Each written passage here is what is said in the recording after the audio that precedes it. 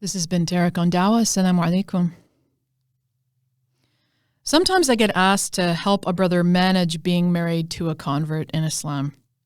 Apparently expected her, upon her acceptance of Islam or upon the nikah contract being signed, to magically turn into his mother. I wonder where he got this idea from. She's not your mom.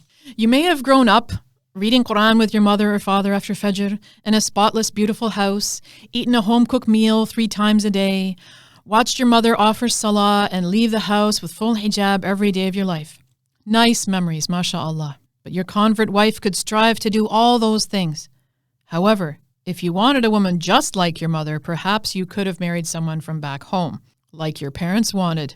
Or perhaps you couldn't find anyone back home and decided to go on the internet or move to a non-Muslim country and find a wife and change her into your mom. Let's go back to the Prophet ﷺ and his wives. If you want to really go into like the authentic best wives thing, the ideal wife, these are the Ummahat al-Mu'mineen, literally our mothers. Each of the Prophet ﷺ's wives had different personalities. They weren't all trying to be Khadija. They had work at home, work in the community. They looked different. They were different ages. They had different backgrounds. There isn't one perfect standard in a Muslim wife. If there was, we would have that example, and you'd have a reason to complain about your convert wife. But we don't, so you can't. She also may have some expectations that you are short of as well. As she learns about Prophet Muhammad, sallallahu alaihi wasallam, the less you will appeal to her. You have to step up. Do not concern yourself with improving her, because while you were born into Islam and may have spent some time in formal study, she has begun as an adult and will not stop. And as she studies, she will find flaws and shortcomings in your practice and your character. She may well wonder at some point how in the world you call yourself a Muslim. Time to study and reframe your character.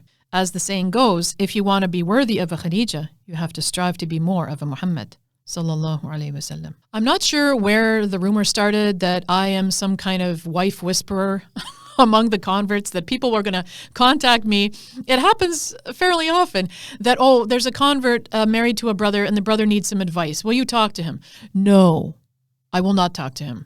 I will not advise him how to deal with the wife, because more often than not, what the brother is asking me to do is talk to the wife and, I don't know, smarten her up or something. I don't know what it is. Number one, I don't know why people ask me to do this, because my attitude is, if you want to have a good marriage, just follow the Sunnah. Just go back to the Quran and the Sunnah and be a good husband. Worry about yourself. Worry about your own self, and consider that in choosing a woman to marry, you have made, you've made your bed, so lay in it type of thing, okay? You choose a wife and then expect to change her. That's not how that works. So if brothers are hearing me talk and they have not made a decision yet about whether or not to marry someone who is not Muslim or someone who is a recent convert to Islam, do not consider that you're going to magically change her, or that upon marriage she is going to magically change. And don't call me and don't send me a message saying, oh, I need some help figuring out how to deal with my convert wife. Your convert wife is a Muslim. So it's like any brother contacting me and saying, I need some help on how to deal with my wife. You deal with your wife like every Muslim is supposed to deal with their husband or their wife. You follow the Sunnah. You educate yourself about marriage practices and get close to the Sunnah of the Prophet ﷺ in his home. That's the way to success. And it doesn't matter if your wife is a convert or whether she's born Muslim. Second aspect of this is that she has a family and a culture. Yes, her religion before Islam was opposite, if she even had a religion previously. And possibly she was raised eating and drinking things that were haram. But her family culture, their language, their traditions, their family time, their relationship with her, these are all valid and has produced this woman that you say you love. So there is value in it. And it is not something to be replaced. Your home, if you want your wife to be comfortable, must be a combination of cultures, just as your marriage is. She must be empowered to bring her spaghetti to iftar. It's very good. Anyway, her father stays her father. Her brothers are her brothers. Her mother is her mother. Your mother does not become her mother to the exclusion of her mother. Okay? Your treatment of her is answerable to her family. Don't tell me it's because they're not Muslim. That has absolutely no basis. She is still part of that family. That's why she doesn't take your name. She has her family's name still. She is still part of her own family. And you are answerable to them for how you treat her. There is nothing in the Sharia on the authentic habits of the Muslims to cause you to not treat her father as an authority in your life. When you and her are having problems, you should meet with her parents when you meet as family. Do not exclude them and do not separate them from her in any way. She is a product of them, and she needs them in her life to make sure she stays who she is, so she can be the best wife to you and perhaps also the best mother to your children. You need to give dawah to her family. Do not leave it entirely to her. Why should she be the only one responsible for bringing the best example of Islam and bringing Islam to her family? Believe and practice that these two families have merged. These people are your family. Give personal example dawah to them so that they may have an easier time accepting the fact that she's accepted Islam and possibly enter into Islam themselves one day. How much love and affection will she have for you when you help her in giving a positive expression of the religion that she has embraced? I can't describe to you the gratefulness and the happiness that a convert has when some other Muslim gives her parents dawah or tells her something interesting about Islam, or is at least a positive example of Islam. And how much more grateful and how much more happy is she going to be with you as her husband, as somebody that they may suspect or may have a problem with, for you to be giving a beautiful example of Islam to her parents. She will be so happy with you. That will be such a relief for her that the burden of dawah is not entirely on her shoulders, or that she does not have to explain why you haven't come to visit, explain why you say the things you do, explain your rude behavior. Everything that you are is Islam to her family. If you did not want this responsibility, then you should not have entered into this marriage. But now that you're here, settle down and realize that you have to rise to this challenge and you have to represent Islam, actively giving dawah, by example, by your character and your conduct with her family. The next thing that I want to say about this is that she has her own relationship with Allah subhanahu wa ta'ala. While you may have been the way that she learned about or even accepted Islam, she is not Muslim because of you. She is not Muslim because of you. Even if she didn't know anything about Muslims and Islam, and you were the only one to teach her and tell her anything about Islam, you did not guide her to Islam. Allah subhanahu wa ta'ala guided her to accept Islam. Allah used you as a door through which information flowed to her from Allah subhanahu wa ta'ala. It reached her heart and it allowed her to accept Islam. How many Muslim brothers marry Christian women or marry other non-Muslim women who don't accept Islam? They spend their whole marriage not being Muslim. It's a big challenge. If just being married to a Muslim man would turn a woman Muslim, then we wouldn't have very many families that are raised in this way. Very many children who are raised, not Muslim most of the time and having to accept Islam on their own outside of their family dynamic. Even if she never met you, Allah would have guided her to Islam. Her destiny was to be a Muslim, and you have to be grateful for the fact that Allah placed you in her path and is inshallah going to reward you for being the door through which she entered Islam. You are not Islam. Islam is Islam, and her Lord is not you. Her Lord is Allah. This makes me emotional because there are so many times that a Muslim sister, she accepts Islam either very close to when she gets married or shortly after she gets married. And it does fit the stereotype of a Muslim woman accepting Islam because of her husband, okay? This is a beautiful door through which people enter Islam. And if the husband is grateful for that and rises to the occasion and studies and perfects his deen and works on himself, this can be a lifelong blessing for the both of them. But if she enters Islam and he dangles Islam over her head when they have issues, even subhanallah wa ya'udhu billah, claiming that if it wasn't for him, she would never be Muslim. This is a very big mistake for the man to make.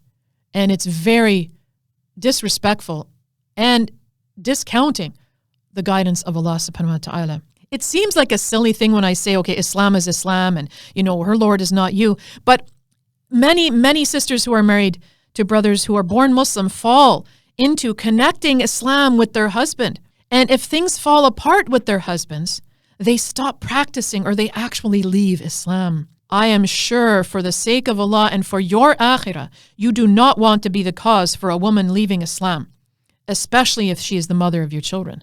Maybe you put your hands up and say, well, she entered Islam and she left Islam and that's on her. Yes, it's on her to reject the guidance that Allah subhanahu wa ta'ala gave her and to leave Islam. But if you treated her in a bad way and she left Islam due to your harsh treatment, you are going to get a sin for that. You will be responsible in front of Allah subhanahu wa ta'ala for that harsh treatment. Hurting Muslims is sinful. Hurting a Muslim is something you have to make tawbah for. As you live as a Muslim couple, you may answer her questions and refer her to teachers and other classes. You can send her videos about different topics you discuss. Learn together about the deen. I don't care if you are a sheikh or an imam. You are continuing to study. I've never had a teacher that did not have a teacher. And if you have a teacher that does not have a teacher, then you need to be worried about the source of that information, okay? So that's the first thing. That's an unrelated topic. But answer her questions and then study together. Subhanallah, how beautiful is that? That a husband and a wife study Islam together and then they raise their children studying Islam with them. And the children have that base of knowledge that you struggled to get and they go beyond you and then they, as older children or adults, come back and teach you more about Islam. How beautiful a cycle is that? And it's much more difficult if it's only done by the mother. And it's much more difficult if it's only done by the father. But imagine if you have this core study of Islam, this core of mentioning Allah and remembering Allah together as a family and having the angels wrap your home with their wings and make a pillar to the heavens. What a blessed household you would be in. Why would you just stop and leave her to study as if you don't need to continue to study about the deen? We are commanded to study and learn more, not just new Muslims. Above all else, do not threaten her with the anger of Allah when you argue. Be a man. Take responsibility for your actions and your words and communicate. Anyone resorting to these types of threats has certainly lost the argument and has no authentic authority themselves. Like, you must feel totally weak and useless if you have to bring the anger of Allah in as a threat when you and your wife are having a discussion or a debate about something. You can't reinforce your position. If your wife doesn't believe you, if she doesn't understand what you're trying to tell her, then just explain it in a different way. Have somebody come in and help her understand it. Send her a video. Make dua. But don't threaten with the anger of Allah if you're doing something or saying something or behaving in a way that she does not understand. You don't want this type of relationship in your house. You don't want her to be afraid of checking you. Of the most beautiful relationships is that when one falls behind, the other one waits for them and helps them up and helps them keep going. This is beautiful. What happened when the Prophet ﷺ got the revelation from Allah the first time? He was scared, sallallahu alaihi wasallam. He was frightened and he went to Khadija, his wife, and she covered him up in blankets and she comforted him. And she pumped him up and she said, you're not going crazy. Allah would not make you go crazy. You're an excellent man. You help people. You're good. If this is the example that we have from the time of the Prophet sallallahu alaihi wasallam, Prophet Muhammad sallallahu alaihi wasallam is vulnerable and he's asking his wife to support him and she's there and she's offering that support. And he praised her about it long after she died. Who are you then to say, well, I am aloof from my wife and she has to do what I say and there's no, mutual support and there's no care and love and affection between us. She just has to do what I say and I will threaten her with the anger of Allah if she doesn't. This is the demonstration that you've lost the argument, that you actually don't know what you're talking about and you lack the maturity and the wisdom to deal with this discussion in a way that is pleasing to Allah subhanahu wa ta'ala. Your relationship with your wife should be so rich and full that arguments are always diffused by patience and not extended. The arguments don't go along because you have a mutual trust. Be the kind of man that she can trust, and arguments will not be lengthy or severe. Understand that you have transferred responsibility of her care from her father to you. You must care and guard her and you cannot be the one from whom she seeks refuge emotionally, financially, religiously, or physically. She has her own relationship with Allah subhanahu wa ta'ala. It is devoid of any connection to you. The last point I'll make is that you don't need me. This is why I reply with a flat no to these kinds of requests for help. Because the intention is usually to make the woman listen to you, to help you manipulate her, or for me to literally advise her to fear Allah and, do whatever your husband is telling you to do. We obey our husbands in Islam in wisdom and in the khair, in the good. Every person has a fitrah, they have a way of understanding and recognizing the good things. And if you are having a major difficulty performing a good deed or adjuring your wife to do a good deed, she'll recognize it as a good deed. If there is a major conflict that you are literally going to contact a stranger about, chances are you are asking her to do something that may not actually even be something that Allah is pleased with. So before you think about contacting someone like myself to come and help you manage your convert wife, think about how you're managing your own self. Think about how you're managing your marriage. Think about how closely you are trying to follow the Sunnah of the Prophet sallallahu alaihi wasallam. How to be with your wife is very detailed in the Sunnah. This is so beautiful about the Ummahat al-Mu'mineen. We have so many ahadith and characteristics mentioned through the Quran, obviously, as well. But specific ahadith about how the Prophet ﷺ was an amazing listener, about how he used to help in his home, about how he used to stop everything and just listen and sit with his wives, the fun things that they used to do together, the joy with which he used to interact with his wives. We have these details, brothers.